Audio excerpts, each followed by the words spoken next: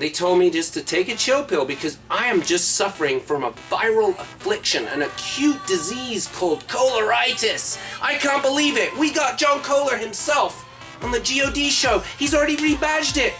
It ain't about growing or dying, folks. It's about growing and living. All right, this is John Kohler with Growing Your Greens. Wait, I'm here at a different show and I'm sitting in a freaking grow tent.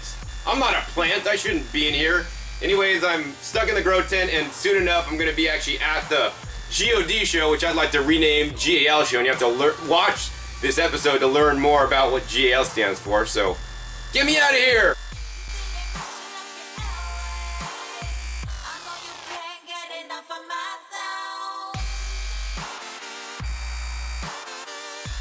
I would like to welcome you out to the first episode of the Grow or Die show. My name is Carlos Aguila. I'm here with Joshua Cunnings. Hey, Carlos. And we have a special superstar, urban garden superstar, John Kohler from GrowingYourGreens.com. How's it going, Carlos? Nice to meet you, bud. Good to be here. Thanks for being here with us, John. No worries, Josh. Thank you. John, I want to introduce you to another member of the Grow or Die show. Cool. He's been an excellent friend of mine for many, many years, and he's a fan of your show. Oh, well, awesome. All right. Hey, how's it going? How's it going, man? Good to meet you. Good to meet you, John. Good to meet you, Carlos. Good, Hey, everybody. How's it going today? John, how many hours do you spend gardening every day?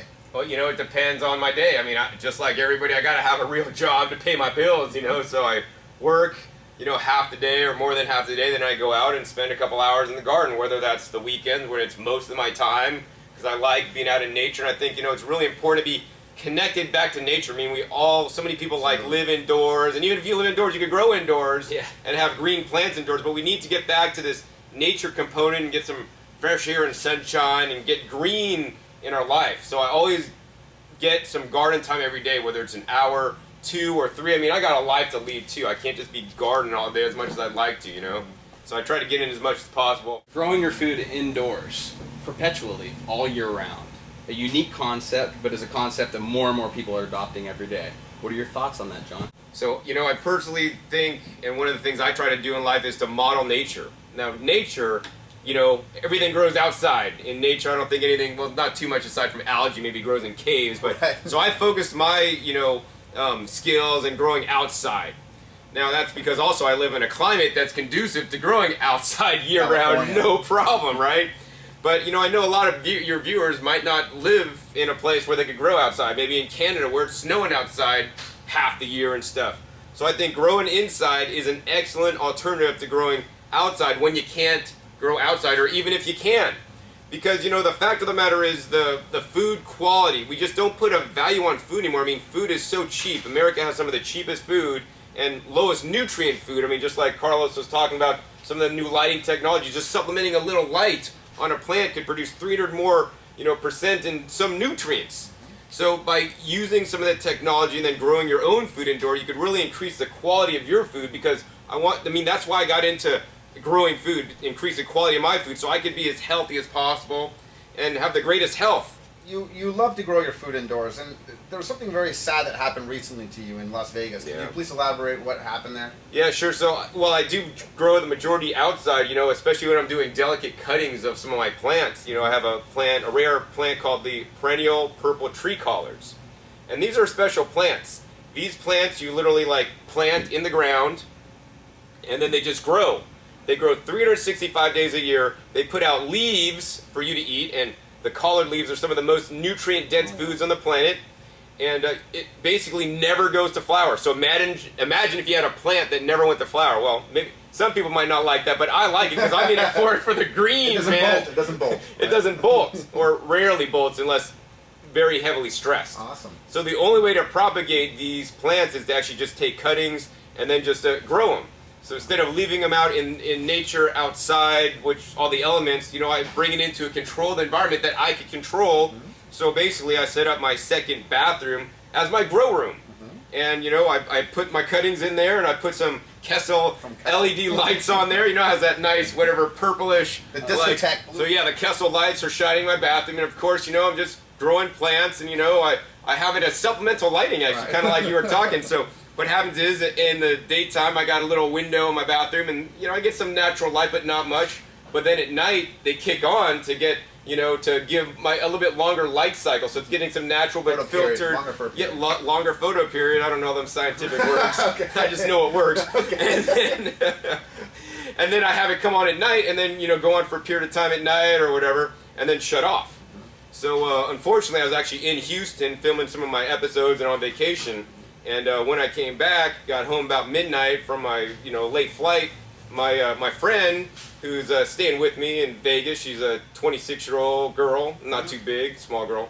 Okay. And she, like, get home, he's like, John, you just missed all the excitement. I'm like, what happened, man? He's like, the cops were here, man. I'm like, what? The cops? What's going on, dude? Like, I don't do nothing illegal. I'm like straight edge, dude. I don't do drugs. I don't drink. I don't do nothing. Awesome. Right? And so she told me the story, and the story was simply this: number one, like couple big dudes were like knocking on the door, and she's like a small girl. She was like, oh shit, is this a home invasion? What's going on? They're playing clothes. She looked at the view thing. Yeah, you hear so many news reports of the home invasion. Oh, I know. Yeah. It's crazy. So we have a regular door, then we have that screen door where, you know, with the bars and all that stuff, you know, to keep her safe. So she like looked through the peephole and saw some big dudes knocking on the door, like banging and banging, and she's like, what the hell do I do? And she doesn't like know what to do. She's like, oh shit, I'm just gonna hide. These are big dudes. I'm gonna pretend I'm not home. Right. So then, like, she said she went and hid in the bathroom, the other bathroom, and then she like was there for like 15, maybe 30 minutes. I don't know how long it was exactly, and they're still banging on the freaking door. Haven't announced themselves yet. No, Just banging on the and door. she's just like freaking out. So, you know, and then finally she comes out of the bathroom and like opens cracks out the, you know, peek out of the window out of the blinds, and then the dude caught her looking. Then he flashed the badge, and then she like, I guess she goes to the front door and opens the door. She still has a screen gate there, and then they say, you know, we heard your neighbors say that, you know, or we have a report, so your neighbor said or something. I don't exactly know, because this is what she told me, and I'm telling you guys the story, but this is basically what happened. And she said that, you know, you guys are growing some stuff, and we gotta come and see. And she's like, here's the worst part. Okay, what? So the worst part was she's doing my laundry. And, you know, I go to the hydroponic trade shows to see what's up, and I got, you know, paraphernalia. I got, you know, some hats, she was wearing my GH, General Hydro, hoodie. I Probably looked a lot better. She probably looked a lot better with it than you do. She absolutely does. I totally would agree with that one. I see you're wearing a House and Garden baseball cap. Yeah, you know, so like I like, you know, free clothes, dude. I mean, I'm not like spending money on clothes, man. I'm like spending money on my food. Right. Growing my food. Right. So now I'm thinking, like, in my head I'm thinking, oh shit, this does not look good for her. Number one, she's not answering the door, so normally when you don't answer the door, that means you did something wrong. So they're freaking getting amped up. And number two, she answers the door in a GH shirt. And like, yeah, you know, and they're totally there because they saw the Kessel light shining out the bathroom window, because, like, I don't have it boarded up or nothing. Probable cause. Yeah, probable cause. And then she says, you know, there's a big dude, and he's intimidating. And then one dude hands the other dude some papers, and he shuffles through them like it was maybe a warrant or something. But I'm highly confident there was no warrant, because who in their right mind is going to give a warrant for some LED Kessel light shining out the window with no smells, no nothing? Right. I mean, and if you look in the backyard, there's a full-on vegetable garden growing. So anyways, somehow they tricked her into opening the door because she wanted to prove that we didn't do nothing, and that she wanted to show them. And then, well, she's also a house guest too. Yeah, so I she's mean, a it's house such an odd guest. situation to be put in that place. Right. yeah, and then so she lets the police into my house, and then five of them came in. So it was five of them, and then her, and then Armed? You know, they didn't have any guns drawn, but I'm sure they were armed. Okay. Absolutely. Anyways, you know, they come in the house and like looking at everything, and you know, and then they, you know, she just tells them, hey, we eat lots of fruits and vegetables.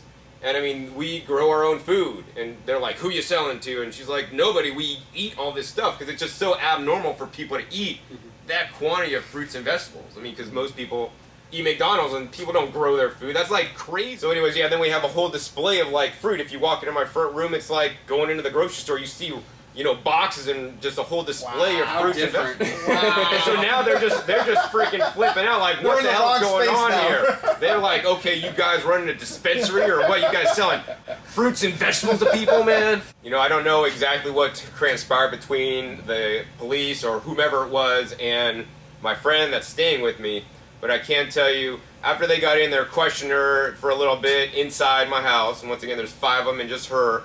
And then all of a sudden they like look down the hall and they see my second bathroom and the light actually kind of looks like this. And they're like, oh, we found what we were looking for. They start walking down the hall. She runs and jumps in front of them. We're just growing our vegetables. And then they go in there and they see that I'm just growing vegetables. Wow. I mean, just my perennial tree collars. And I bet they didn't know they were perennial tree collars. Wow. And how valuable they are. Actually, I sell the plants to people because, I mean, even in the harsh climate in Las Vegas, whether it's snowing outside or whether it's 118 degrees, these things produce year-round. Well, I propagate them and sell them to people, and the best way to do it is by cuttings because they're not true to seed or probably not true to seed. Are those juiced or eaten in salad or? Everything. So I juice them, drink them, and eat them in salads, and also blend them up. So in the winter time, they actually get really sweet because the sugars are coming out. Right, they're more concentrated. As to protect the plant from the cold, and then in the summertime, it gets a lot more hot and spicy and peppery. All right, so I guess the next thing that happened is they saw that, and then they started, then the gig was up. Like, then they were just totally had mud on their face because there's nothing illegal going on at my house. I mean, and then I guess she says, oh, let me show you the garden in the backyard. And they had no interest in seeing the garden. So then as they're walking out and leaving, they basically said, oh, somebody's growing vegetables, that's a first. Because I guess people don't. That's a first. You know what? And that won't be the last. That won't be the last. That won't be the last. And this is the transition that you're doing. You're gonna completely shift everything. It's gonna be a paradigm shift. And as people awake. Can I ask a question? What the hell did they think you were growing? I don't know. I mean, I don't know what they thought I was growing. Something illegal, obviously, because of the police. Literally, I feel it's like being violated. I mean, they were walking through my house without my permission. I mean, obviously, my friend gave them the permission to come in, or they couldn't have. But, I mean, back in grade school, I learned we have, the Bill of Rights and the Constitution to protect us from things like illegal search and seizure. Mm-hmm. So, I mean, I think, overall, I always try to look at things in life and put a positive spin, like, I could be pissed and like those fucking damn idiots and shit, but, no, there's good to be come out of this. The good is that now your viewers here, and I have a video coming out on my channel explaining this and letting people know that they need to, keep their rights, because if you give in to the police to like, oh yeah, you could come in, when you invite them in, it's like you inviting the vampire into your house, man. The number one thing you want to do is that you want to just let them know, like, I do not consent to any searches. And then, unless they have a warrant, they're not coming to my house. I don't care if I'm doing anything illegal or not. It's just retaining our rights as citizens. Because if you give up your rights, it's like no different than living in a foreign country where they could just break down your door and come to your house. Sheriff. I'm just thinking actively here. I know that recently Nevada's passed a medical marijuana law, and I believe it was last year. And so there is a good amount of people that are growing their own medical needed medicine. So I can't imagine it would be something like that, since that is now something that is legal in the state of Nevada and was voted. I feel like a lot of the law enforcement, even locally here, feels like it's a strong waste of their time in order to go around and policing medical gardens, particularly. But how funny is it when they walk into a garden and they realize that they're just growing vegetables indoors? And I'm guessing that they're not going to write you a letter of basically apology or stating anything. And the weird part is that the psychological effect that the person goes through when the police do come in.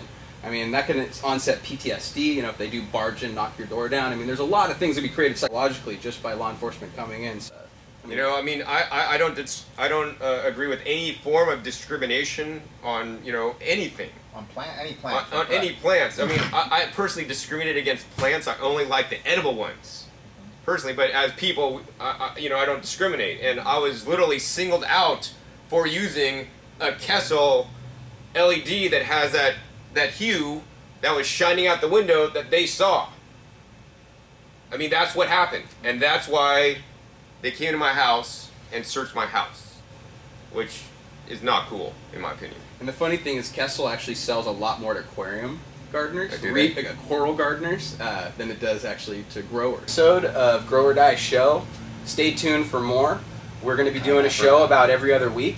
We're covering topics all the way from propagation to stories that we hear from growers and gardeners alike.